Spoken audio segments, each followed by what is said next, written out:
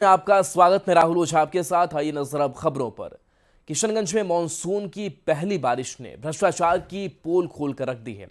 करोड़ों रुपए की लागत से बनी सड़क को पहली बारिश ने ही क्षतिग्रस्त कर दिया। इतना ही नहीं, कोचाधामन के सराय पावर सब स्टेशन के पास सड़क टूटने से कार खाई में गिर गई। कार में सवार सभी बाल बाल बचे। मुख्य सड़क के टूटने से सोंधा और रहमतपारा के बीच आना जाना पूरी तरह से बाधित हो गया है। मथुरा में मिट्टी खुदाई के दौरान बड़ा हादसा हुआ है। यहां अमरीश टीले पर बने 6 मकान जमींदोज हो गए। इस हादसे में मलबे में 1 दर्जन लोग दबे होने की बात सामने आ रही है। हादसे की जानकारी मिलने पर नगर निगम और पुलिस प्रशासन की टीम मौके पर पहुंची और कई इलाकों की फोर्स मौके पर रेस्क्यू ऑपरेशन में जुटी है। केदारनाथ के पास गौरीकुंड में आज सुबह करीब 5:20 पर हेलीकॉप्टर क्रैश हो गया, जिसमें पायलट समेत सभी 7 यात्रियों की मौत हो गई। हेलीकॉप्टर श्रद्धालुओं को लेकर केदारनाथ मंदिर से गौरीकुंड के लिए उड़ा था। हादसे को लेकर बड़ी खबर आ रही है। एएआईबी यानी विमान दुर्घटना जांच ब्यूरो गौरीकुंड हेलीकॉप्टर हादसे की जांच करेगा। एएआईबी अहमदाबाद हादसे की भी जांच कर रहा है। केदारनाथ यात्रा में एक बार फिर से दर्दनाक हादसा हुआ है। केदारनाथ से गुप्तकाशी लौट रहा एक हेली क्रैश हुआ है गौरीकुंड के आसपास। हमारे साथ यूकाडा की सीईओ सोनिका जी मौजूद हैं। मैम, किस तरह से ये हादसा सामने आया, क्या कुछ प्रथम दृष्टया सामने आ रहे हैं? करीबन मॉर्निंग में 5:30 के बजे टाइम पे जैसे शटल ऑपरेशंस हमारे चल ही रहे थे, तो उसी में एक चॉपर आर्यन एविएशन का केदारनाथ जी से गुप्त काशी की तरफ जा रहा था और बीच में कहीं वो ट्रेस नहीं हो पाया। और बाद में जो अभी सूचना मिल रही है वो गौरीकुंड के आसपास की कोई जगह है जहाँ पे अभी ट्रेस हुआ है। सर्च एंड रेस्क्यू टीम वहीं पे हैं और आगे की सूचना कि कितने पैसेंजर्स जो मैनिफेस्ट के हिसाब से हैं 6+1 है, पायलट इंक्लूडेड 7 लोग हैं। और आगे की जो सूचना है कि रेस्क्यू ऑपरेशंस चल रहे हैं और ये समय से पहले उड़ान भर रही हैं। आज का भी अगर समय देखेंगे तो 5:17 की ये घटना बताई जा रही है। तो कुल मिलाकर के जो बातें सामने आ रही हैं वो हेली कंपनियां मनमानी कर रही हैं, नियंत्रण इनमें नहीं है, इनके लिए कोई गाइडलाइन नहीं है। इसलिए हमारी सरकार से मांग है कि जितने भी हेलीकॉप्टर्स हैं इनके खिलाफ एक तो उच्च स्तरीय जांच की जाए और सारी तकनीकी पहलुओं का अध्ययन किया जाए और उसके बाद ही इनको हेली ऑपरेशन की अनुमति दी जाए। केदारनाथ से बड़ी खबर। जहां केदारनाथ के पास हेलीकॉप्टर क्रैश हुआ और इस क्रैश के बाद से यात्रा में हेलीकॉप्टर सेवा पर अब रोक लगा दी गई है ताकि फिर से ऐसा हादसा ना हो। यूकाडा और डीजीसीए ने यह रोक लगाई है। तो बड़ी खबर, जहां हेलीकॉप्टर क्रैश होने के बाद से बड़ा फैसला लिया गया है कि अब जो यात्रा है उस पर रोक लगा दी गई है, यानी कि अब यात्रा नहीं होगी। इस हादसे के एहतियातन ये फैसला, बड़ा फैसला लिया गया है। हेली हादसे के सभी शव बरामद कर लिए गए हैं। शवों के बुरी तरह से जल जाने के कारण डीएनए सैंपलिंग के लिए बॉडी से फॉरेंसिक टीम भी मौके पर भेजी गई है। टीम ने वहां से सूचना दी कि हेलीकॉप्टर की डेब्री को रिकवर कर लिया गया है। अनफॉर्चुनेटली इसमें जो 7 लोग जो सवार थे उनकी दुखद मृत्यु हो गई है। इसमें एक बच्ची की भी मृत्यु हो गई है। हमारी टीम वहां पर बॉडी को रिकवर कर रही है क्योंकि बॉडी एकदम अनआइडेंटिफाइबल है। तो वहां पर हमारी फॉरेंसिक टीम को हमने वहां पे रश किया है। बॉडी से स्पेशल फॉरेंसिक टीम जो है वो क्रैश साइट पे जा रही है ताकि उस बॉडी को प्रॉपर्ली आइडेंटिफाई किया जाए और उनकी डीएनए सैंपलिंग ली जाए। फर्दर इसमें और भी हम सर्च कर रहे हैं। PM Narendra Modi Canada, Croatia और साइप्रस की यात्रा के लिए रवाना हो गए। वो कनाडा में G7 शिखर सम्मेलन में भाग लेंगे। वहां कनाडा के पीएम मार्क कार्नी, अमेरिकी राष्ट्रपति डोनाल्ड ट्रंप, फ्रांस के राष्ट्रपति इमानुएल मैक्रो और ब्रिटेन के पीएम कियर स्टारमर के साथ उनकी द्विपक्षीय मुलाकात होगी। अपने दौरे के दौरान पीएम मोदी क्रोएशिया का भी दौरा करेंगे। इजराइल के हमलों से ईरान और भड़क गया है। इजराइल के ताबड़तोड़ हमलों के बीच ईरान ने इजराइल पर फिर से एक साथ कई बैलिस्टिक और सुपरसोनिक मिसाइलें दागी।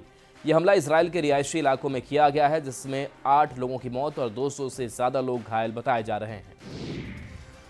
इजराइल के हमले में ईरान में चारों तरफ कोहराम है। इजराइल ने तेहरान में तेल डिपो को उड़ाया। तेल डिपो में धमाके के बाद गुब्बार छाया हुआ रहा। ईरान को अब तक के सबसे बड़े नुकसान का दावा है। इसराइल ने ईरान की अंडरग्राउंड मिसाइल ठिकानों पर हमले का 3D एनिमेशन वीडियो जारी किया है। इस वीडियो के जरिए इसराइल ने एक बार फिर अपनी ताकत का एहसास कराया है। इस वीडियो के जरिए इसराइल ने बताने की कोशिश की है कि उसने खुफिया एजेंसियों की जानकारी के आधार पर अलग अलग मिसाइलों का इस्तेमाल करते हुए ईरान पर हमला किया था। इस हमले में इसराइल की वायुसेना ने भी बड़ी भूमिका निभाई थी। इसराइल की वायुसेना के लड़ाकू विमानों ने सतह से सतह पर मार करने वाली मिसाइलों, क्रूज मिसाइलों ने ईरान के अंडरग्राउंड ठिकानों पर हमला किया था। इसराइल और ईरान के बीच संघर्ष जारी है। ईरान के पलटवार के बाद इसराइल में भी रेड अलर्ट जारी कर दिया गया है। इसी बीच हालात को देखते हुए इसराइल के रमत गान में एक अस्पताल में मरीजों को अंडरग्राउंड वार्ड में शिफ्ट किया गया है। इसके साथ ही शिफा मेडिकल सेंटर में बच्चों की इंटेंसिव केयर यूनिट, मैटरनिटी और ऑर्थोपेडिक मरीजों को भी अंडरग्राउंड वार्ड में शिफ्ट किया गया। अस्पताल के डॉक्टरों का भी कहना है कि ये जगह मरीजों के लिए महफूज है। लखनऊ में केंद्रीय गृह मंत्री अमित शाह ने बड़ा बयान दिया। सिपाहियों को नियुक्ति पत्र वितरण समारोह में शामिल अमित शाह ने कहा कि 2047 तक भारत दुनिया में पहले नंबर पर होगा। मैं आज आपको भरोसे से कहता हूं, 2047 में हमारा देश दुनिया में सर्वप्रथम नंबर पर होगा, सर्वप्रथम नंबर पर। और उसमें हमारे उत्तर प्रदेश का योगदान सबसे बड़ा होना चाहिए। जब मोदी जी आए, हमारे देश का अर्थतंत्र दुनिया के अर्थतंत्र में 11वें तालिका पर था और आज 11 नंबर से आगे बढ़कर चौथे नंबर तक हम पहुंच चुके हैं मित्रों, चौथे नंबर पर पहुंच चुके हैं। अमेठी में पूर्वांचल एक्सप्रेसवे पर भीषण सड़क हादसा हुआ है। यहां तेज रफ्तार एम्बुलेंस और पिकअप की जोरदार टक्कर हुई है। इस हादसे में एम्बुलेंस में सवार 5 लोगों की मौके पर ही मौत हो गई, जबकि एक शख्स घायल हुआ है। ये लोग हरियाणा के फरीदाबाद से पिता की डेड बॉडी लेकर बिहार के समस्तीपुर जा रहे थे। इस हादसे में 2 सगे भाइयों की समेत 5 की मौत हो गई। सीएम योगी ने इस हादसे पर दुख जताया है और मृतकों के परिजनों के प्रति संवेदना जताई है। उन्होंने अफसरों को घायलों के उचित इलाज के निर्देश दिए हैं। इसके बाद डीएम और एसपी मौके पर पहुंचकर घायलों के इलाज और डेड बॉडी बिहार भिजवाने के निर्देश दिए हैं। बिहार में आज से सभी नदियों में अगले 15 अक्टूबर तक बालू खनन पर रोक लगा दी गई है। खान एवं भूतत्व विभाग ने पाबंदी का आदेश जारी कर दिया है। अगले 4 महीने तक बंदोबस्तधारी भी बालू का खनन नहीं कर सकेंगे। एनजीटी के प्रावधान के अनुसार यह फैसला लिया गया है। इस दौरान ई चालान निर्गत करने पर भी रोक लगा दी गई है। हालांकि खनन विभाग ने दावा किया है कि इस दौरान बालू की कमी नहीं होने दी जाएगी। 15 जून से बंद होता है और मानसून खत्म होने के बाद फिर प्रारंभ होगा अक्टूबर में। बालू की कहीं कमी नहीं रहेगी। जितने स्टॉक किए हैं उसकी भी हम समीक्षा कर रहे हैं और बालू का रेट भी जो बढ़ाएंगे, ब्लैक मेलिंग की व्यवस्था बनाएंगे, उन पर भी हमारी नज़र और निगाह है। और हमने सारे पदाधिकारी को कहा है कि मॉनिटरिंग करें। खबर बेतिया से है, जहां एक बार फिर नवलपुर थाना पुलिस टीम पर हमला हुआ, जिसमें 8 पुलिसकर्मी घायल हो गए। थानाध्यक्ष देवेंद्र कुमार सहित 8 पुलिसकर्मी घायल हुए हैं। पुलिस पिपराती गांव में प्रभु चौधरी समेत अन्य आरोपियों को गिरफ्तार करने पहुंची थी, जहां परिजनों से पुलिस में झड़प हो गई। देखते ही देखते परिजनों और ग्रामीणों ने पुलिस टीम पर हमला बोल दिया, जिसमें थानाध्यक्ष सहित 8 पुलिसकर्मी घायल हो गए। सभी का इलाज योगापट्टी सामुदायिक स्वास्थ्य केंद्र में हुआ है। पुलिस टीम पर हमला करने वालों की गिरफ्तारी के लिए छापेमारी जारी है। वहीं 3 लोगों को हिरासत में लिया गया है। 4:12 में सुबह में मॉर्निंग में 8 आदमी नवलपुर थाना से, नवलपुर थाना के स्टाफ 8 स्टाफ आए हुए थे। इनका हमने इलाज किया और ट्रीटमेंट करके उनको भेज दिया। खबर कैमूर से है, जहां बेखौफ अपराधियों ने पुलिसकर्मी को गोली मार दी, जिसमें महिला पुलिसकर्मी घायल हो गई। घायल पुलिसकर्मी को भभुआ सदर अस्पताल भेजा गया, जहां डॉक्टरों ने प्राथमिक उपचार के बाद बनारस रेफर किया। बताया जाता है कि महिला पुलिसकर्मी अपने ड्यूटी पर मधेपुरा ट्रेन पकड़ने अपने पति के साथ रेलवे स्टेशन जा रही थी। तभी बुलेट पर सवार 2 अपराधियों ने पीछे से गोली मार दी, जिससे वो घायल हो गई। महिला पुलिसकर्मी सरिता कुमारी कुदरा में अपने किराए के मकान में रहती थी, जो भीतरी बांध करमचढ़ थाना के रहने वाली थी। फिलहाल पुलिस मामले की जांच में जुटी है। रेलवे स्टेशन पर लगे सीसीटीवी कैमरे की जांच हो रही है। घटना के कारण का अभी तक पता नहीं चला है। कुदरा से आई थी, कुदरा सरकारी पीएससी से आई थी, जो गोली लगा हुआ था और गोली मतलब कि पीछे से लगा हुआ था बाएं साइड में, गोली निकला हुआ नहीं था। क्या स्थिति है सर? अभी स्थिति कुछ कहा नहीं जा सकता है। ये कहाँ जा रहे थे? ट्रेन भरने के लिए। कहाँ से? कुदरा अपने रूम से जाने के लिए, ड्यूटी करने के लिए। काजी में ड्यूटी करते थे? काजी में ड्यूटी करते थे? पुलिस थे? कहाँ जा रहे थे? ड्यूटी कर। मैंने वो पहचाने नहीं, इनकी वाइफ नहीं पहचानी? नहीं, दोनों हस्बैंड वाइफ को पहचाना नहीं। खबर भागलपुर से, जहां बढ़ईचक मोहल्ले में बिजली चोरी की सूचना पर पहुंचे विभाग के कर्मी के साथ मारपीट का मामला सामने आया है। जानकारी के मुताबिक कई महीने से मोहम्मद सिकंदर के घर से बिजली चोरी की सूचना मिल रही है, जिसको लेकर बिजली विभाग के 4 से 5 कर्मी मीटर चेक करने पहुंचे। तभी कार्रवाई का परिजनों ने विरोध किया और कर्मियों के साथ मारपीट की। हालांकि पीड़ित कर्मियों ने थाने में आवेदन देकर न्याय की गुहार लगाई है। उसके बाद जो है कुछ मोहल्ले के लोग जुटे हुए हैं, उसी में जो है इन लोगों से झड़प हो रहा था। में हम पहुँचे तो बचाव करने लगे, इन लोगों का भी बचाव करने लगे, उन लोगों को भी रोकथाम करने लगे। लेकिन जो है कोई कुछ नहीं माना बात, लोग भी लड़ने को तैयार, मोहल्ले का लोग जो है झड़प कर लिया। क्या लगता है बिजली विभाग के कर्मी लोग दबंगई कर रहे थे क्या? दबंगई कर रहे थे। बिजली चोरी करते वो पकड़े गए थे, हम लोग मीटर भी रिमूव कर लिए थे, बाहर निकल गए थे, लेकिन जाने वक्त वो मीटर छीनने के लिए और फिर से कनेक्शन लगाने के लिए जबरदस्ती करने लगे और मारपीट करने। खबर छपरा से, जहां पुलिस की कार्यशैली पर एक बार फिर से सवाल खड़े हो रहे हैं। माझी पुलिस पर इस बार ज्यादती के आरोप लगे हैं। दरअसल महिला पुलिसकर्मी के मकान मालिक ने जब उसे किसी कारण से मकान खाली करने को बोला तो उसने दबंगई दिखाई और थाने की पुलिस को बुलाकर पूरे परिवार की पिटाई करवा दी। पुलिस ने जबरन रात में घुसकर न सिर्फ महिलाओं के साथ बुरा व्यवहार किया बल्कि लोगों की पिटाई भी की और कुछ लोगों को बिना वारंट गिरफ्तार कर थाने ले आई। घर वालों ने इसका वीडियो बनाकर सोशल मीडिया पर वायरल कर दिया, जो अब तेजी से वायरल हो रहा है। लोगों का कहना है कि पुलिस कुख्यात अपराधियों को गिरफ्तार नहीं कर पा रही है, लेकिन बेवजह लोगों को परेशान करने में पीछे भी नहीं हट रही। रांची के हटिया रेलवे स्टेशन पर यात्रियों के साथ मारपीट का मामला सामने आया है। मारपीट का यह आरोप हटिया रेलवे स्टेशन पर तैनात आरपीएफ के जवानों पर लगा है।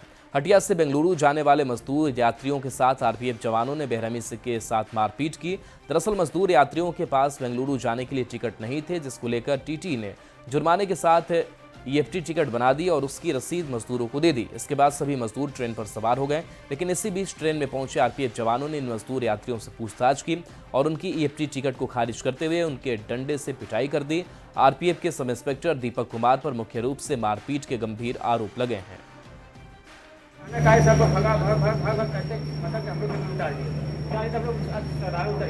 उतरने के बाद उसका हुआ तो फिर जबरदस्ती मतलब ये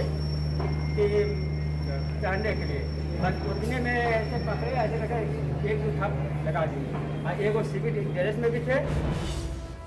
मुजफ्फरपुर से बड़ी खबर है, जहां उत्पाद विभाग ने कार्रवाई की है। शराब तस्कर सुनील राय गिरफ्तार किया गया है।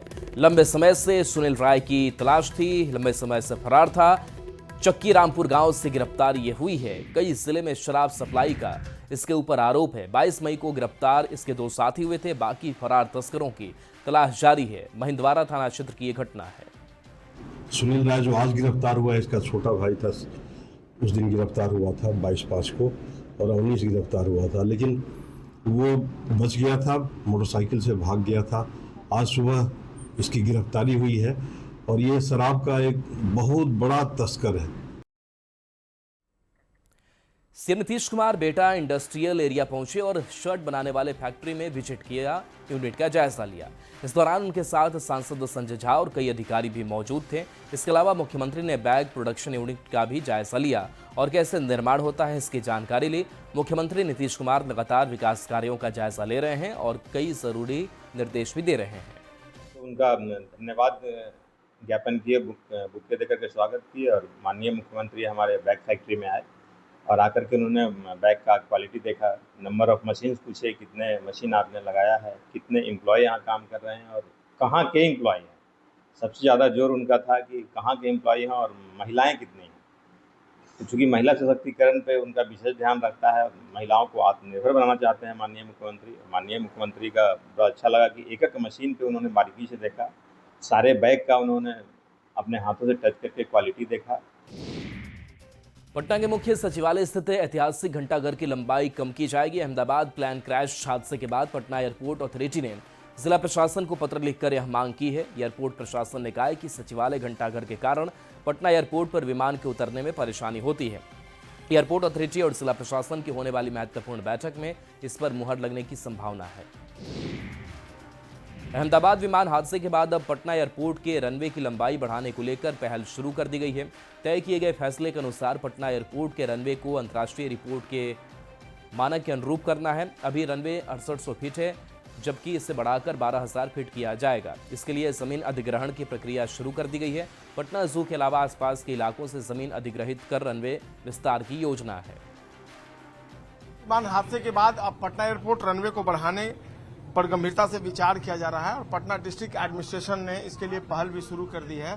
दरअसल पटना जू में 15 एकड़ जमीन है, उसको रनवे जो है बढ़ाने के लिए पटना एयरपोर्ट में उसको शामिल करने की योजना चल रही है। इसके अलावा फुलवारी शरीफ इलाके में जो 14 एकड़ जमीन है उसको भी अधिग्रहित किया जाएगा और पटना एयरपोर्ट के रनवे को अंतर्राष्ट्रीय एयरपोर्ट के तय मानक के अनुरूप करना है।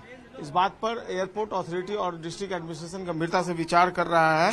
अभी रनवे जो है 6800 फीट लंबा बताया जा रहा है, लेकिन इसको बढ़ाकर 12000 फीट लंबा किया जाएगा। इसके बाद यहाँ पर जो इंटरनेशनल फ्लाइट हैं, बड़े बड़े विमान हैं, उनकी भी यहाँ से आवाजाही होने में आसानी होगी और बड़े विमान भी आसानी से यहाँ लैंड कर सकेंगे। किसी भी मौसम में विमानों का ऑपरेशन जो है वो संभव हो सकेगा।